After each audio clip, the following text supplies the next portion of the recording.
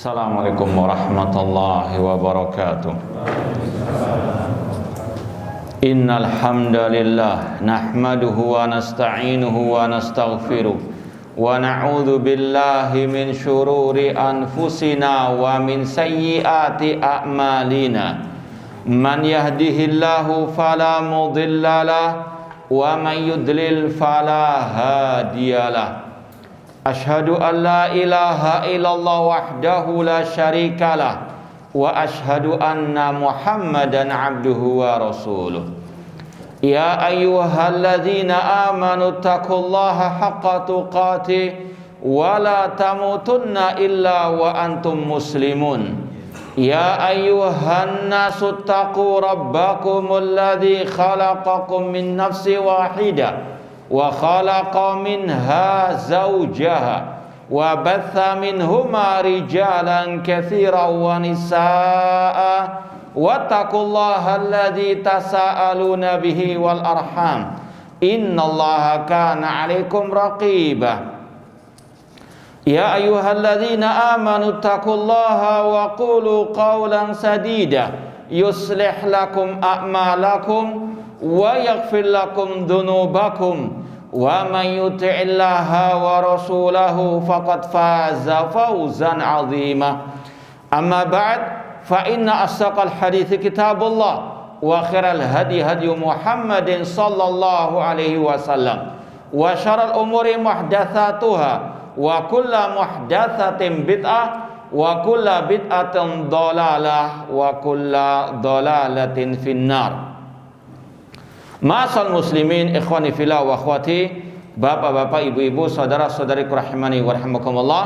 Alhamdulillah, segala puji bagi Allah Subhanahu wa taala yang mempertemukan kita kembali dalam kajian kitab Al-Ibana As-Sughra oleh Al-Imam Ibnu Battah Al-Ukbari rahimallahu taala. Sekarang kita sampai pada halaman 102 poin 17, halaman 102 poin 17. Ini tentang khalqul insi wal jin, penciptaan manusia dan jin. Kata Imam Ibnu Battah Al-Ukbari rahimahullah ta'ala, thumma al-imanu bi annallaha azza wa jalla khalaqal khalqa wa hum khalqun min khalqillah khalaqahum kama syaa wa bima syaa.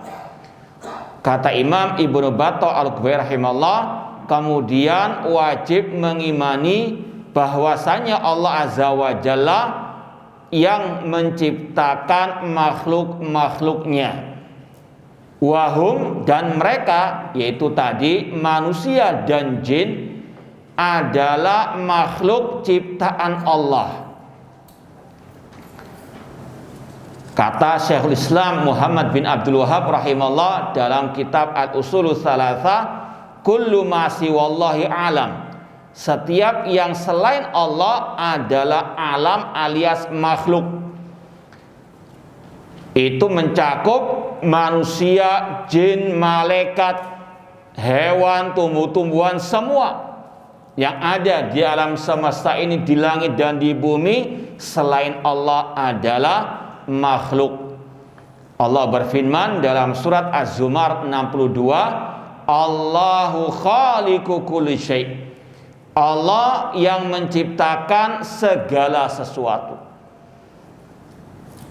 Sudah kita sampaikan pada kesempatan yang lalu tentang iman kepada malaikat. Malaikat adalah makhluk ciptaan Allah.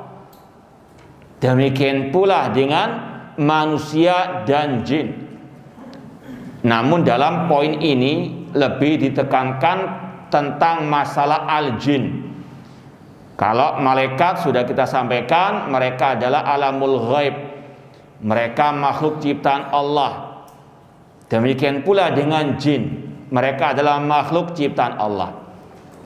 Ini semuanya ditekankan agar manusia tidak menyembah kepada mereka.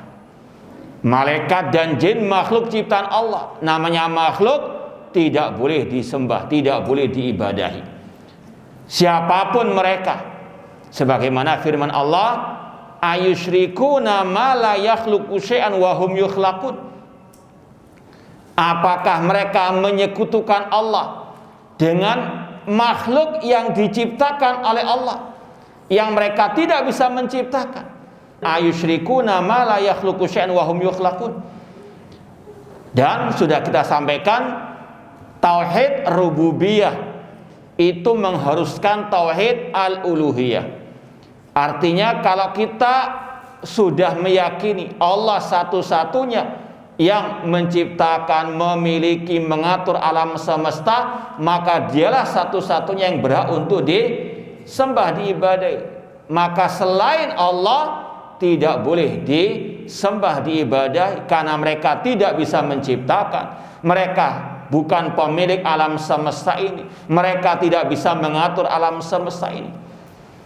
Makanya kalau kita lihat dalam ayat-ayat Al-Quran, setelah Allah menyebutkan masalah rububiyahnya, Allah iringi dengan kewajiban beribadah kepadanya. Seperti dalam surat Maryam misalnya, kalau tidak salah 60-an, Allah berfirman, Rabbus samawati wal ardi wa ma bainahuma fa'budhu wastabir li ibadati hal ta'lamu lahu samia. Allah, Rabb langit dan bumi dan apa yang diantara keduanya, maka fa'budhu, ibadahilah Allah. Kita beribadah kepada Allah karena Allah yang menciptakan, mengatur, menguasai alam semesta ini. Adapun malaikat, al-jin, mereka makhluk yang Allah ciptakan, maka tidak boleh menyembah mereka. Karena orang-orang musyrikin jahiliyah, di antara berhala mereka, di antara yang mereka sembah adalah malaikat dan al-jin. Seperti yang Allah firmankan, ulaika alladziina yad'una yabtaghuna ila rabbihimul wasila ayyuhum aqrab. Dan orang-orang yang mereka sembah selain Allah, kata para ulama tafsir, di antaranya al-jin yang disembah oleh kaum musyrikin jahiliyah, mereka sendiri, jin-jin itu sendiri menyembah kepada Allah. Ini sekali lagi yang wajib untuk disampaikan kepada umat. Jin itu juga makhluk ciptaan Allah, jangan disembah. Namun inilah kenyataan yang ada sejak zaman dahulu kala, di antaranya sejak zaman kaum musyrikin jahiliyah, banyak manusia yang menyembah al-jin. Ya, kalau sekarang yang paling konkret ya para dukun, peramal, tukang sihir dan seterusnya, mereka adalah para penyembah jin.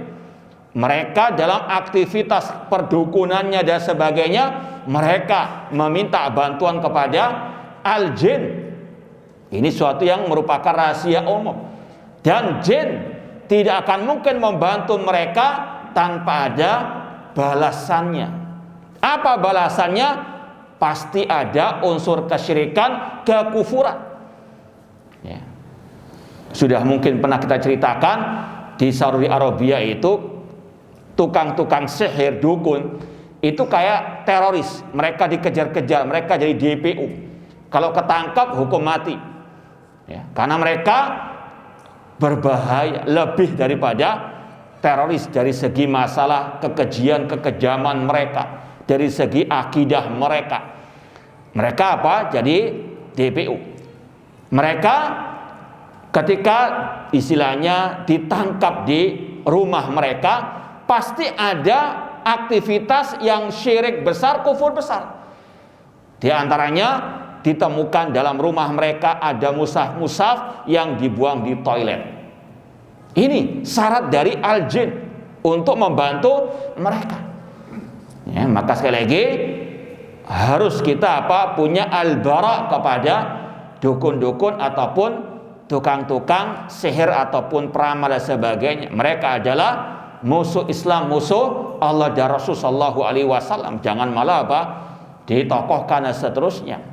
Ya, ininya sekali lagi, mereka adalah orang-orang yang meminta bantuan dari jin dan mereka menyembah jin tersebut. Mungkin kelihatannya orang-orang itu sakti mandraguna, kuat dan sebagainya, padahal tidak. Mereka itu seperti budaknya jin tersebut. Mereka punya ritual-ritual yang menjadikan mereka itu budaknya al-jin. Bahkan sudah mungkin juga kita sampaikan, ketika ada salah satu dukun yang ada ditangkap Saudi Arabia itu disuruh untuk apa? Menjelaskan apa aktivitasnya bersama jin tersebut. Diceritakan setiap malam pasti dia punya ritual mencambuk dirinya dengan cemeti atau dengan cambuk itu. Untuk apa tadi? Dengar dan taat kepada jin tersebut. Ini sekali lagi salah satu bentuk penyembahan manusia kepada al-jin. Padahal sekali lagi jin sama dengan manusia, kedudukannya sebagai makhluk ciptaan Allah yang Allah wajibkan beribadah hanya kepadanya. Seperti yang sudah masyhur ayatnya. Apa ayatnya? Wa ma khalaqtul jinna wal insa illa liya'budun, dan tidaklah aku ciptakan jin dan manusia kecuali untuk beribadah kepadaku. Surat Az-Zariyat ayat 56. Mereka sama dengan manusia diwajibkan beribadah kepada Allah, diwajibkan mentauhidkan Allah, diwajibkan untuk mengikuti ajaran Ar-Rasul sallallahu alaihi wasallam. Sudah kita sampaikan pada penjelasan iman kepada para rasul, jin tidak punya rasul dari kalangan mereka. Tidak ada rasul dari kalangan jin, tidak ada. Yang ada adalah para dai-dai yang menyuruh kepada ajaran Rasul sallallahu alaihi wasallam. Seperti yang sudah kita isyaratkan dari surat Al-Ahqaf, wa id sarafna ilaika nafaran minal jinni yastami'una al-Qur'an falamma hadaru qalu ansitu. Ingatlah ketika kami menghadapkan sekelompok dari jin kepada engkau Nabi Muhammad untuk mereka mendengarkan bacaan Al-Quran. Ketika mereka menghadirimu, maka mereka mengatakan ansitu, dengarkan dengan seksama bacaan Al-Quran tersebut. Kemudian di dalam ayat berikutnya, falamma walau ila qaumim mundirin, ketika mereka pulang ke kaum mereka, mereka mundirin, menjadi pemberi peringatan. Ini jin punya para dai. Dan seperti yang Allah firmankan, minnas salihuna wa minna duna dzalik. Allah turunkan satu surat tentang al-jin. Kalau berbicara masalah jin ini semalam suntuk nggak selesai. Panjang sebetulnya. Bahkan ada buku yang berjudul Fathul Mannan fi Jam'i Kalam Syekhul Islam Ibnu Taimiyah fil Jan. Ada di rumah alhamdulillah. Tentang kumpulan ucapan Syekhul Islam Ibnu Taimiyah rahimahullah yang berkaitan dengan jin, yang disusun oleh Syekh Masyhur Hasan Salman, kurang lebih 800 halaman. Kalau sama fihrisnya, daftar isinya sekitar hampir 1000 tentang jin saja itu. Ini memang kalau dibahas menarik sekali masalah jin ya. Namun paling tidak tadi kita tahu mereka adalah makhluk ciptaan Allah yang diwajibkan juga beribadah kepada Allah, mengikuti sunnah Rasul. Kehidupan mereka kurang lebih sama dengan manusia. Mereka diwajibkan beribadah, ittiba kepada sunnah, wajib mengikuti ajaran Rasul. Di antara mereka ada yang saleh, ada yang taleh. Minas salihun wa minad duna dzalik. Demikian pula kata para ulama, ada dari mereka ahlu sunnah, ada di antara mereka ahlu al-bidah. Sama kurang lebih dengan kehidupan manusia. Mereka minum, makan, mereka juga menikah. Cuma mereka alamul ghaib. Mereka adalah apa? Makhluk ghaib. Makanya Allah mengatakan dalam surat Al-A'raf, innahu yarakum huwa wa qabiluhu min haitsu la tarawnahum. Nanti dilihat surat Al-A'raf, itu banyak tentang kisah Nabi Adam dengan iblis. Di awal-awal surat Al-A'raf itu Allah mengatakan sesungguhnya iblis dan kabilanya melihat kalian. Innahu yarakum huwa wa qabiluhu min haitsu la tarawnahum. Namun kalian tidak bisa melihat al-jin. Jin makhluk gaib. Mereka sebagaimana mereka tidak bisa dilihat oleh manusia. Kecuali kalau mereka berubah bentuknya. Seperti kalau malaikat ketika berbentuk orang Arab Badui dilihat oleh para sahabat ketika mereka duduk bersama Rasulullah SAW yang dikenal dengan hadis Jibril. Demikian pula jin, sebagaimana dalam hadis Abu Hurairah radhiyallahu taala anhu, ketika beliau menjaga Baitul Mal, didatangi seorang pencuri, ditangkap, kemudian mau dilaporkan kepada Rasul. Orang yang mencuri tadi istilahnya merengek-rengek minta dilepaskan oleh Abu Hurairah. Kemudian Abu Hurairah lapor kepada Rasul pada pagi harinya. Kata Rasul, dia akan datang lagi. Ini wahyu dari Allah. Rasul nggak tahu yang gaib, namun itu wahyu dari Allah. Betul, malam berikutnya datang pencuri tersebut, ditangkap, mau dilaporkan kepada Rasul. Sang pencuri tadi merengek untuk dilepaskan. Sampai hari berikutnya, malam berikutnya datang lagi. Dan terakhir pencuri itu mengatakan, lepaskan aku akan mengajarimu satu ayat, kalau engkau membacanya mau tidur, yaitu tidur malam khususnya, akan dijaga dari gangguan al-jin. Maka kata Rasul, shadaqaka wa huwa kadzub. Yang diajarkan tentang ayat kursi itu benar, meskipun asal sifatnya itu kadzub, dia pendusta. Yaitu kata Rasul, itulah al-jin yang menjelma menjadi apa? Seorang pencuri. Itu bisa apa? Kelihatan. Adapun dalam bentuk aslinya tidak ada yang bisa melihat, kata para ulama. Ini masalah apa? Gaib. Jangan mau dibujuk-bujuk, dimasukkan botol. Nggak tahu apa ini masukkan, kan? Angin apa, nggak tahu. Ini sekali lagi masalah jin harus betul-betul kita apa? Wasat, mengimani apa yang ada dalilnya dalam Al-Quran dan Sunnah Rasulullah SAW, dan jangan berlebihan sebagaimana orang-orang ahlu khurafat, ahlu bidah, ahlu asyirk. Sekali lagi, ahlu sunnah senantiasa pertengahan. Di antaranya di sini dibahas dalam segi akidah tentang masalah al-jin. Allah yang menciptakan mereka, dan Allah tadi mengatakan mereka diciptakan untuk beribadah kepada Allah Subhanahu wa Ta'ala. Khalaqahum kama syaa wa bima syaa. Allah menciptakan mereka sesuai dengan kehendak Allah. Allah fa'alul lima yurid. Allah berbuat sesuai dengan kehendaknya. Wa fihim mu'minun wa kafirun.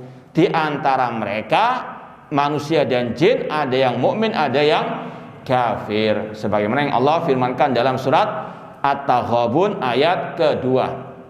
Faminkum mu'minun wa minkum kafirun.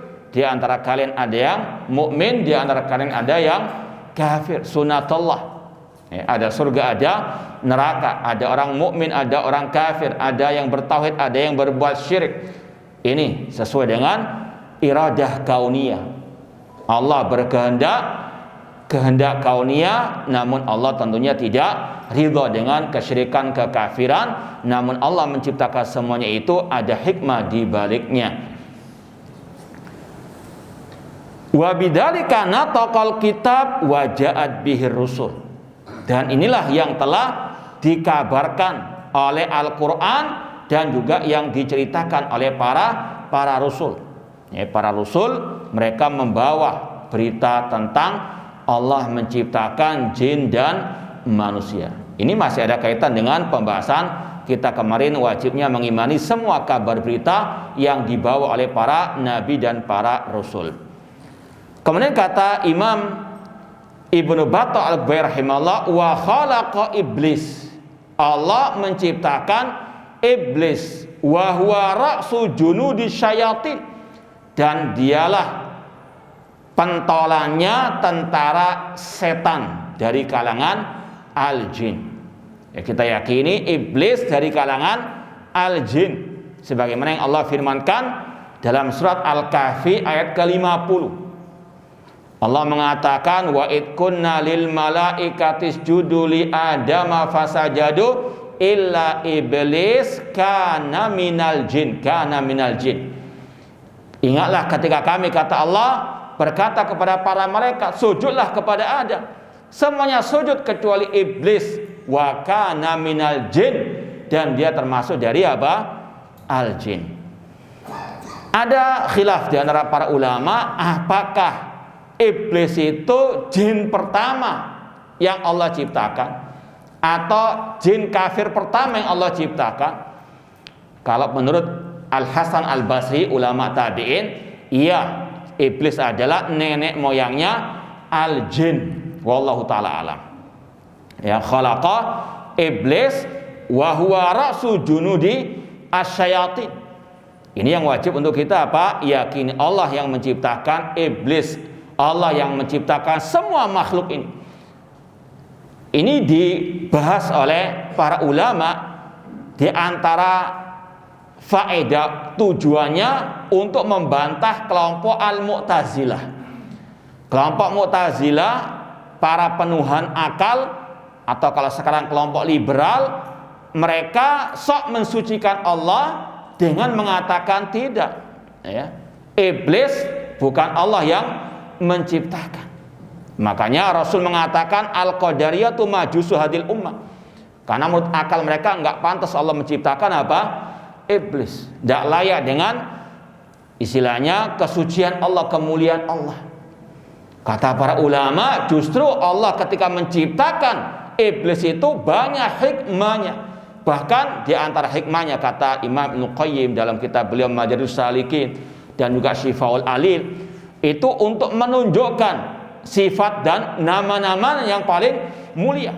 Di antaranya tentang kekuasaan Allah, sifat al-qudrah, bahwasanya Allah sanggup menciptakan dua hal yang bertentangan, yang berbeda, ya, malaikat dan setan dari kalangan jin khususnya. Ada orang kafir, ada orang mukmin. Ini adalah menunjukkan kekuasaan Allah Subhanahu wa taala. Kemudian juga kata para ulama dan Ibnu Qayyim rahimahullah, adanya iblis ini lebih baik daripada tidak adanya. Karena banyak hikmah di baliknya. Di antaranya, kalau tidak ada iblis, tidak ada orang kafir. Kalau nggak ada orang kafir, nggak ada jihad di jalan Allah. Tentunya jihad yang syar'i, bukan jihad ala teroris. Jihad dzirwatu sanamil Islam, tulang punggung Islam, banyak pahala di dalamnya. Kalau nggak ada iblis, nggak ada orang berbuat maksiat, nggak ada orang berbuat maksiat, nggak ada apa? Orang yang bertobat. Sedangkan Allah yuhibbut tawabina wa yuhibbul mutatahirin. Nampak sifat cinta Allah kepada orang-orang yang bertobat. Ya, kalau tidak ada orang yang berbuat maksiat, nggak ada yang tobat, ya, ini sekali lagi, sedangkan tobat ini sebagaimana kata Ibnu Qayyim juga, berapa banyak orang yang berbuat jahat, berbuat maksiat, kemaksiatannya mengarahkan dia ke dalam surga. Berapa banyak orang yang berbuat kebaikan, kebaikannya mengantarkannya ke dalam neraka. Ya, mungkin secara sepintas kok janggal ya, padahal tidak. Maksudnya berapa banyak kemaksiatan yang mengantarkan orang ke surga. Kenapa? Karena dengan kemaksiatannya itu kemudian dia bertobat, dia apa? Mengejar ketertinggalannya. Dia apa? Lebih baik daripada yang sudah baik sejak awal. Dan ini banyak contoh-contohnya. Sebaliknya, berapa banyak kebaikan mengantarkan orang ke dalam neraka karena kesombongannya berbuat kebaikan tersebut, karena adanya sifat seperti iblis, istikbar, maka dia pun masuk neraka. Naudzubillah min dzalik. Ini semuanya di antara hikmah yang kita ketahui. Di sana banyak hikmah yang hanya Allah yang mengetahuinya. Intinya semua ada hikmahnya. Allah menciptakan yang sepintas kelihatannya jelek, di baliknya pasti ada apa? Kebaikannya. Sudah sering kita contohkan dulu, nyamuk misalnya. Banyak orang apain nyamuk ini diciptakan mungkin. Yang pertama, la yus'alu amma yaf'alu wa hum yus'alun. Allah tidak beritanya kenapa Allah berbuat demikian. Namun secara sepintas saja sudah apa bisa kita jawab. Kalau nggak ada nyamuk, nggak ada pabrik apa nyamuk. Nggak ada apa semprotan nyamuk dan seterusnya. Banyak hikmah di balik itu semuanya. Cuma sekali lagi akal kita memang terbatas. Namun yakini Allah Hakim. Nama Allah di antara al-asmaul husna al-Hakim.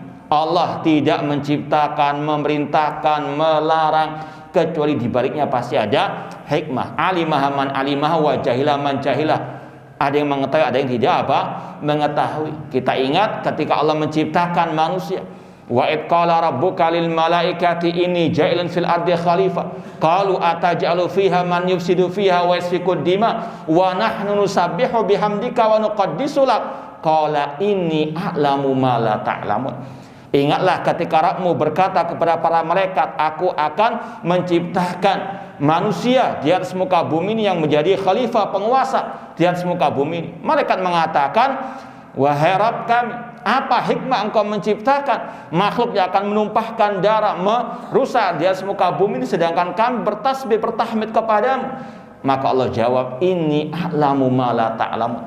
Aku mengetahui apa yang kalian tidak ketahui. Allah memiliki hikmah di balik semuanya. Di antaranya Allah menciptakan iblis itu banyak kebaikannya dari sisi di luar iblis.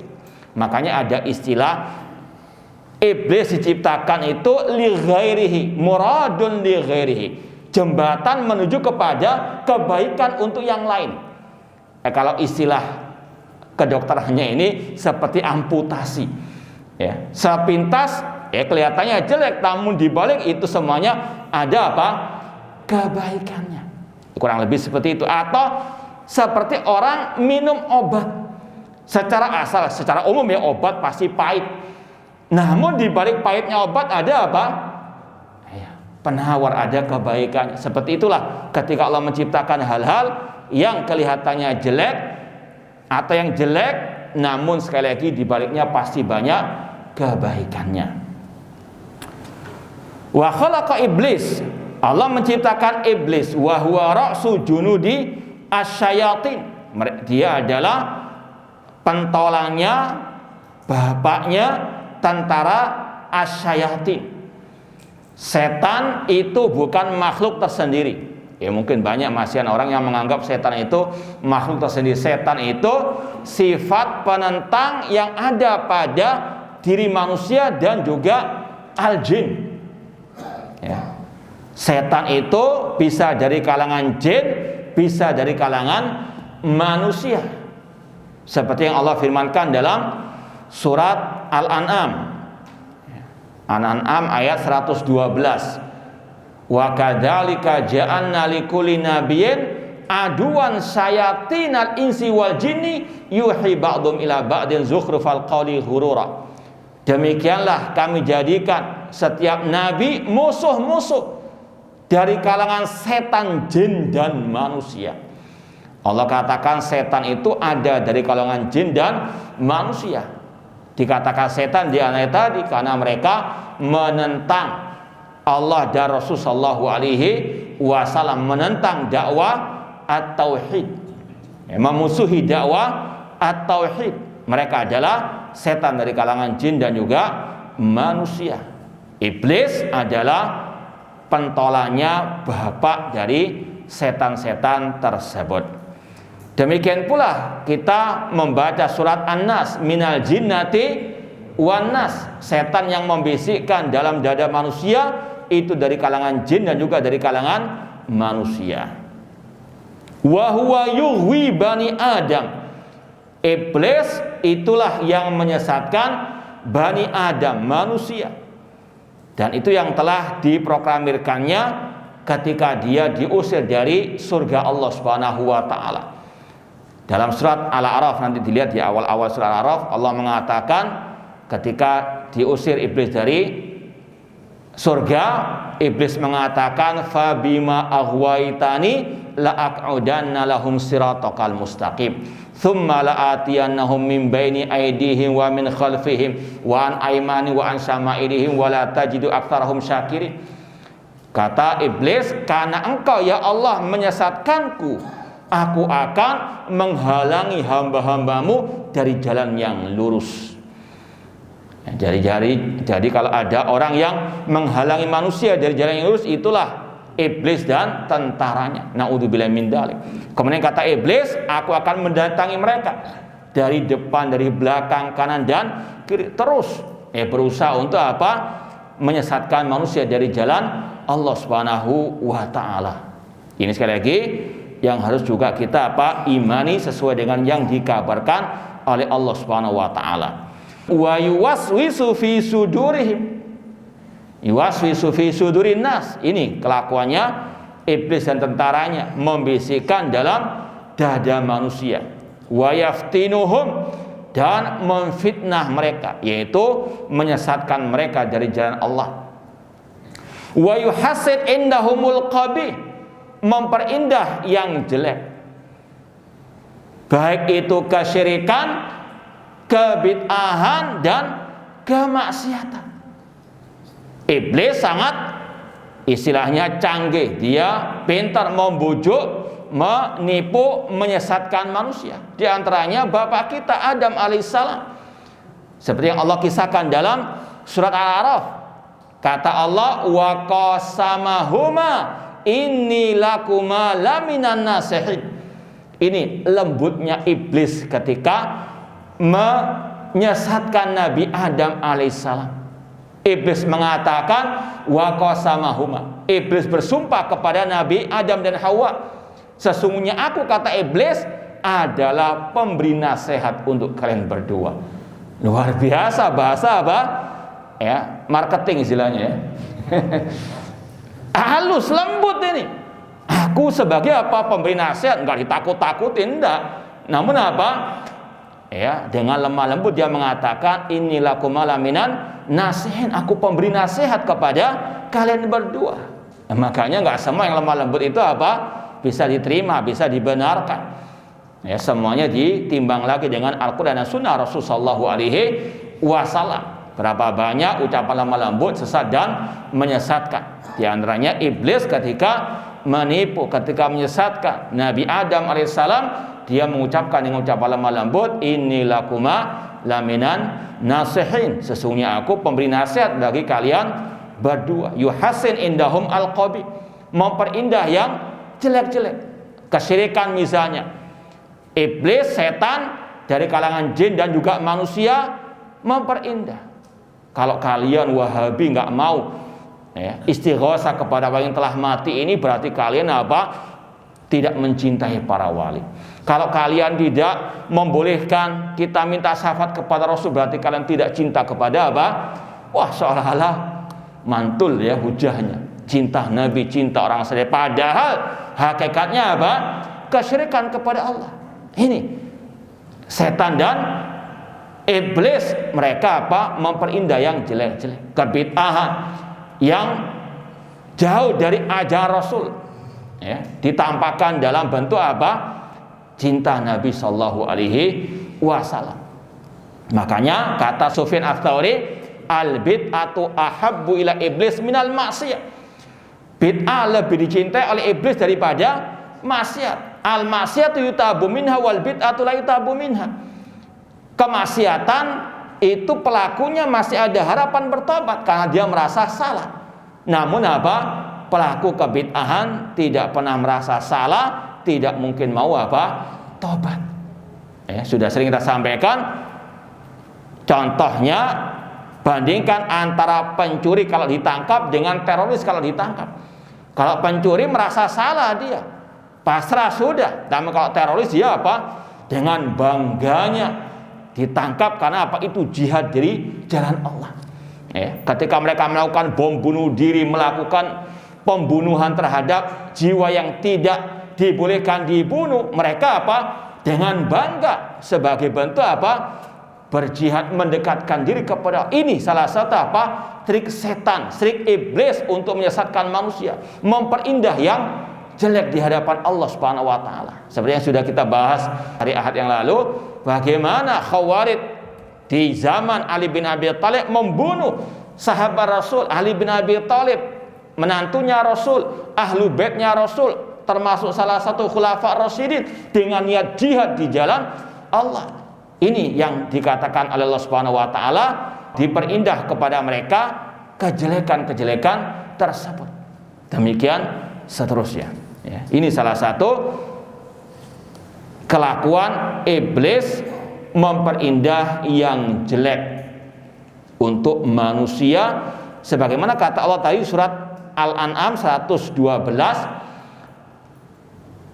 wa kadzalika ja'alna likulli nabiyyin aduwan syayatinal insi wal jinni yuhi ba'dhum ila ba'din zukhrufal qawli ghurura. Sebagian mereka membisikkan ucapan-ucapan yang indah untuk menipu manusia. Maka sekali lagi, Ahlus Sunnah wal Jamaah, seorang muslim yang sejati harus teliti.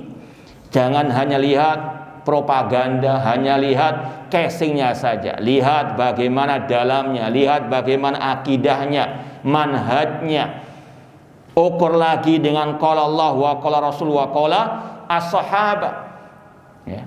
Ini sekali lagi karena iblis sering bermain, istilahnya cantik, bermain licik bin licin, maka wajib untuk apa?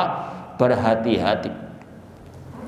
Wa yad'uhum ila mukhalafati rabbihim azza wa jalla. Dan iblis senantiasa menyeru manusia untuk menyelisihi Allah azza wa jalla. Di antaranya tadi Allah memerintahkan manusia untuk bertauhid, menyembah hanya kepadanya saja. Namun iblis membelokkan manusia kepada asyirk. Dan ini yang pertama kali dilakukan oleh iblis.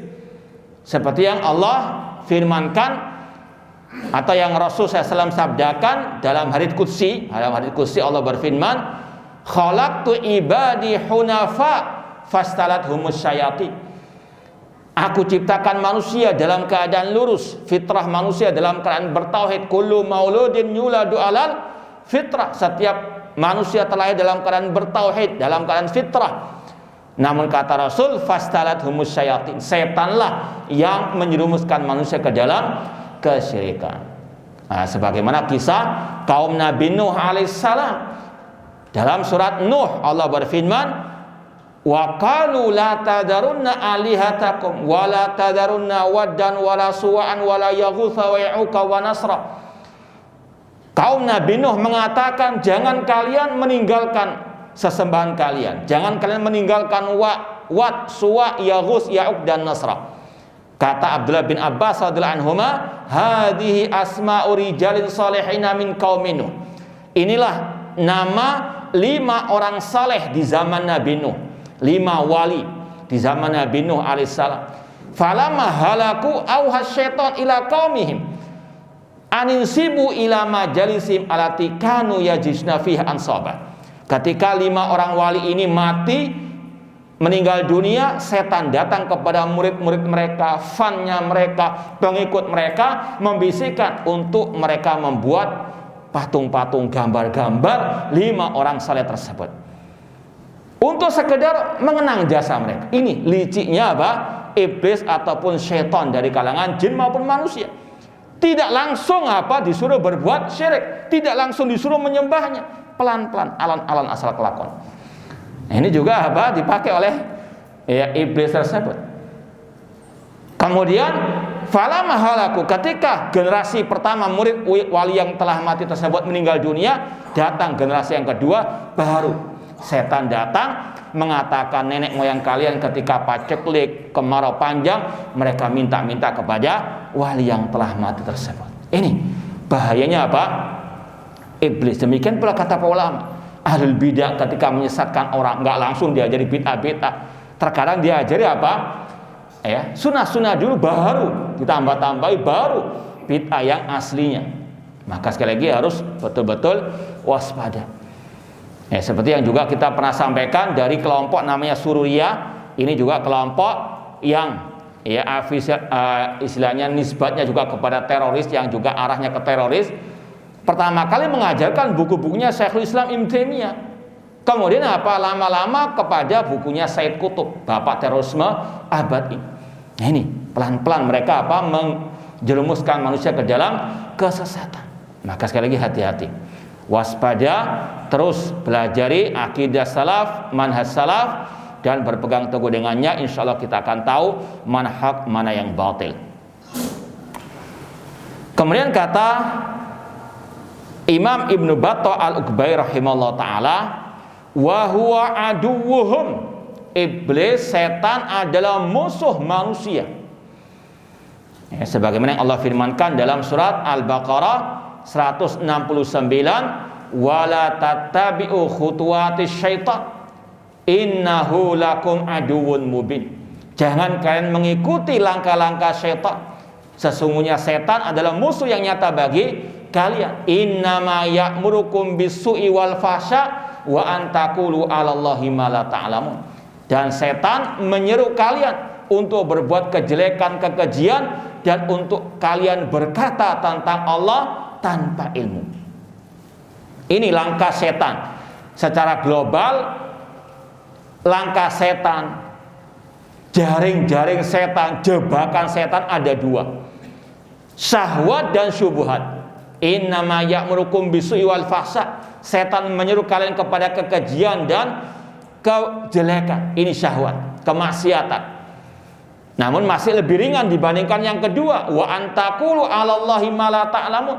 Untuk kalian berkata tentang Allah, tentang agama Allah tanpa ilmu. Ini syubhat. Seperti tadi perbandingannya antara pencuri, pembegal, perampok dengan teroris. Ya, kalau teroris mereka bangga, itu mereka niatkan jihad, mendapatkan pahala, mendekatkan diri kepada Allah dan seterusnya. Padahal itu sangat berdosa. Maka hati-hati. Makanya Imam Ibnu Qayyim rahimahullah menyebut di antara tahapan jihad melawan setan, baik setan jin maupun manusia, yaitu dengan al-ilmu wal yakin, dengan belajar ilmu, terutama tentang al-aqidah sahihah, akidah salaf. Itu untuk apa? Melawan setan yang menyebarkan syubhat, kerancuan dalam agama, syubhat-syubhat dalam akidah, syubhat-syubhat dalam masalah ibadah, manhaj dan seterusnya. Dilawan dengan al-ilmu. Itu juga apa? Jihad. Ya. Kemudian yang kedua, bisabar, dengan kesabaran. Untuk apa? Melawan syahwat tersebut. Dan ini yang Allah firmankan dalam surat As-Sajdah, wa ja'alna minhum a'immatan yahduna bi amrina lamma sabaru wa kanu bi ayatina yuqinun. Demikianlah kami jadikan di antara mereka para pemimpin dalam agama karena kesabaran mereka dan karena keyakinan mereka. Kata Syekhul Islam Ibnu Taimiyah rahimahullah, bisabri wal yakin tunalul imamatu fid din. Dengan kesabaran, dengan keyakinan, maka akan diraih kepemimpinan dalam agama. Itu jihad melawan setan. Yaitu dengan apa? Ilmu dan as-sabr. Ya, dan ini juga wajib terus dipegang erat, ilmu dan sabar. Kita belajar ilmu butuh sabar. Sebentar lagi selesai insyaallah. Ya, sabar. Ya, demikian pula dalam mengamalkan ilmu butuh sabar, dalam berdakwah juga butuh kesabaran dan seterusnya. Ini al-ilmu wa sabar. Ini senjata melawan asyaiton. Ya, kalau kita nggak sabar dalam belajar, apalagi dalam berpegang teguh dengan ilmu, dengan akidah sahihah, bisa kita apa? Naudzubillah min dzalik, menyimpang. Hanya dikatakan Wahabi, dikatakan terlalu keras, radikal, kita apa? Istilahnya mundur ke belakang, ikut arus yang sesat menyesatkan. Naudzubillah min dzalik. Harus apa? As-sabar. Kata Rasulullah SAW, as-sabir ala dini kal qabid alal jamr. Orang yang bersabar di atas agamanya, di atas sunnah Rasul, di atas akidah sahihah, seperti orang yang memegang bara api.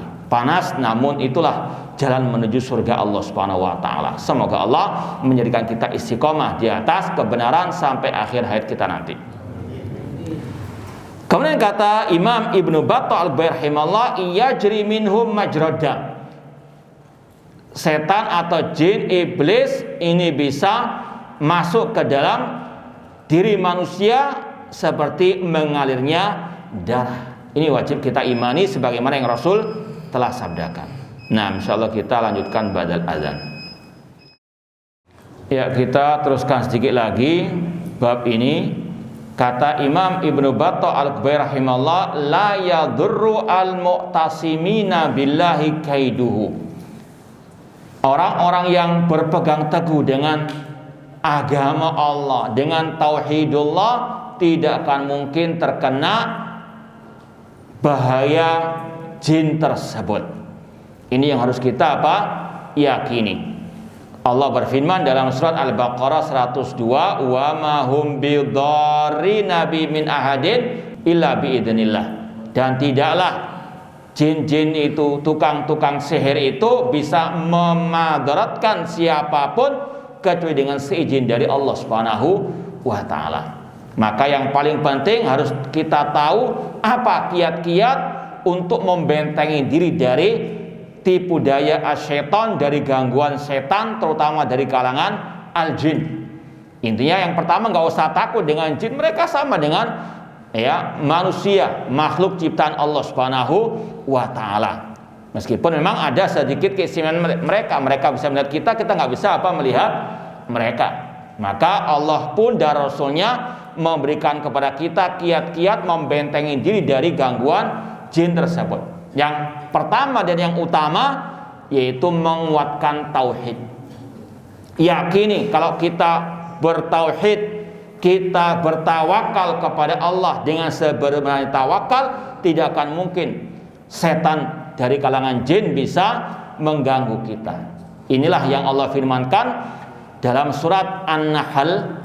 Kalau kita baca dari ayat 98, 99 sampai 100, kita akan temui poin yang satu ini. Allah mengatakan, fa idza qara'tal Qur'an fasta'id billahi minasyaitonir rajim. Apabila engkau membaca Al-Qur'an, maka mintalah perlindungan kepada Allah dari gangguan setan yang terkutuk. Kemudian Allah mengatakan, innahu laisa lahu sultanun 'alal ladzina amanu wa 'ala rabbihim yatawakkalun. Allah mengatakan sesungguhnya setan tidak ada kekuasaan atas orang-orang yang beriman, yang bertauhid dan yang bertawakal kepada Allah. Ini sekali lagi cara membentengi diri dari gangguan jin dengan bertauhid. Dan itu butuh belajar dulu, butuh kita pahami, yakini, kita pegang erat. Insya Allah Allah akan menjaga kita dari gangguan jin tersebut. Ini janji Allah dan Allah nggak akan mungkin mengingkari janjinya. Namun sebaliknya kata Allah dalam ayat yang ke-100, innama sultanuhu 'alal ladzina yatawallawnahu walladzina hum bihi musyrikun. Sesungguhnya setan itu bisa menguasai orang-orang yang loyal kepadanya dan yang berbuat kesyirikan. Itu yang akan dikuasai oleh asyaiton dari kalangan jin khususnya. Kemudian ayat yang kedua, memperbanyak zikir-zikir yang Rasul ajarkan. Banyak zikir-zikir yang Rasul ajarkan itu sebagai benteng dari gangguan jin. Makanya ada buku namanya Hisnul Muslim, bentengnya orang muslim, yaitu berzikir. Diantaranya dari gangguan al-jin. Contoh, kita keluar dari rumah ada zikirnya. Ada yang hafal? Insyaallah hafal semua ya. Bismillahirrahmanirrahim. Allah la haula wala quwata illa billah. Dalam hadis riwayat Tirmidzi, kata Rasul, idza kharaja rajul min manzili faqala bismillah tawakkaltu 'ala Allah la haula wala quwata illa billah yuqalu hina idin hudita wa kufita wa wuqita.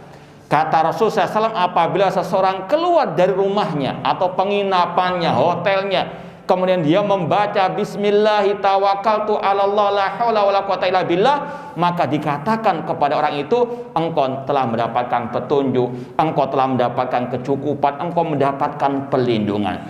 Wa yatanaha anu syaitan, setan akan lari dari orang tersebut. Bahkan kata Rasul dalam akhir hadis, dan setan-setan yang lain akan mengatakan kepada teman-temannya, kaifalaka birajulin qad hudiya wa kufiya wa uqiya. Bagaimana mungkin engkau akan bisa mengganggu orang yang telah mendapatkan petunjuk, mendapatkan kecukupan, perlindungan dari Allah Subhanahu wa taala. Maka jangan remehkan zikir seperti ini. Bismillahi tawakkaltu 'ala Allah la haula wala quwata illa billah. Demikian pula zikir pagi dan petang. Di antaranya kata Rasul, barang siapa yang singgah di suatu tempat membaca a'udzu bikalimatillahi tammati min syarri ma khalaq, maka akan dijaga dari segala bentuk mara bahaya sampai dia meninggalkan tempatnya tersebut. Demikian pula Rasul mengatakan, jika kita membaca zikir bismillahilladzi la yadurru ma'asmi syai'in fil ardi wala fis sama wa huwas samiul alim, akan dijaga dari segala bentuk mara bahaya. Banyak zikir-zikir yang menjadi benteng bagi kita. Yakini itu, karena ini Rasul yang mengatakan, dan itu wahyu dari Allah Subhanahu wa taala. Demikian pula zikir mau tidur membaca ayat kursi. Rasul mengatakan, man qara'aha idza awa ila firashihi lan yazala alaihi minallah hafidun wa la yaqrabana syaitan hatta yusbiha. Barang siapa membaca ayat kursi 1 kali saja sebelum tidur malam, akan senantiasa dijaga oleh Allah dan tidak diganggu oleh al-jin sampai pagi harinya. Demikian pula kita baca ayat kursi pagi dan petang hari. Kata Rasul, man qalaha hina yusbih ujira minal jin hatta yumsiya. Barang siapa membaca ayat kursi sekali saja ketika pagi hari, akan dilindungi dari gangguan jin sampai sore hari. Wa man qala hina yumsi ujira minhum hatta yusbiha. Dan barang siapa membacanya pada petang hari, akan dijaga dari gangguan jin sampai pagi harinya. 24 jam dalam penjagaan Allah dengan membaca ayat kursi pagi dan petang hari. Ya, maka sekali lagi ini yang selayaknya untuk kita apa? Jaga, untuk kita sekali lagi mendapatkan perlindungan dari Allah Subhanahu wa taala. Kemudian kita baca yang terakhir di sini. Wal ayu fi kitabillah azza wa jalla bi dzikri wa akhbari aktsar min an tuhsah. Ayat-ayat dalam Al-Qur'an tentang masalah jin, masalah iblis, setan ini banyak sekali, tidak terhitung. Bahkan sekali lagi Rasul Allah menurunkan satu surat yang namanya surat apa? Al-Jin. Ya, demikian pula dalam surat-surat yang lainnya. Faman angkara amral jin wa kauna iblis wasyayatin wal maradat wa ighwa'ahum bani adam fahuwa kafirun billah. Barang siapa mengingkari keberadaan jin, keberadaan iblis, setan-setan yang menentang Allah dan Rasulnya dan yang menyesatkan manusia dari jalan Allah, maka dia kafir kepada Allah. Karena sudah jelas ayat-ayatnya jin itu ada, bukan khayalan sebagaimana yang diyakini oleh kelompok filsafat dan sebagainya. Itu ada wujudnya, namun mereka alam ghaib. Maka yang tidak mengimani atau yang tidak mempercayainya, membenarkannya, maka kata Imam Ibnu Battal Al-Bari, dia kafir kepada Allah, jahidun bi ayati, menolak ayat-ayat Allah, mukadzibun bi kitabi, mendustakan Al-Qur'anul Al-Karim. Na'udzubillahi min dzalik. Ya, kita baca pertanyaan yang sudah masuk. Apakah jin ketika menampakkan dirinya atas izin dari Allah? Ya, semuanya dengan apa? Kehendak dari Allah Subhanahu wa ta'ala.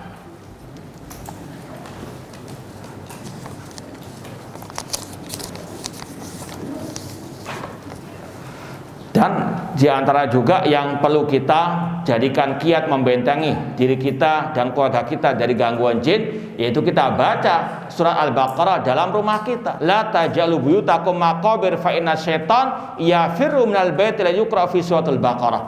Kata Rasul, jangan jadikan rumah kalian seperti kuburan. Artinya kalau rumah dibacakan di dalamnya Al-Quran, kalau kuburan jangan. Karena setan akan lari dari rumah yang dibacakan di dalamnya surat Al-Baqarah. Yang terakhir, apakah setan iblis bisa melukai, membunuh manusia? Iya, mereka sama dengan apa? Manusia, sama dengan preman, sama dengan manusia-manusia yang jahat. Namun sekali lagi, wa mahum bidarrina bi min ahadin illa biidznillah. Tidak ada yang bisa mencelakakan siapapun kecuali dengan seizin dari Allah. Yang penting tauhid, tawakal kepada Allah, berusaha sebaik mungkin, banyak berzikir-zikir yang Rasul ajarkan tadi. Semoga Allah menjaga kita fid dunya wal akhirah, dan semoga Allah menyelamatkan kita dari segala bentuk mara bahaya fid dunya wal akhirah. Kurang lebihnya mohon maaf. Aku qouli hada, wassalamualaikum warahmatullahi wabarakatuh.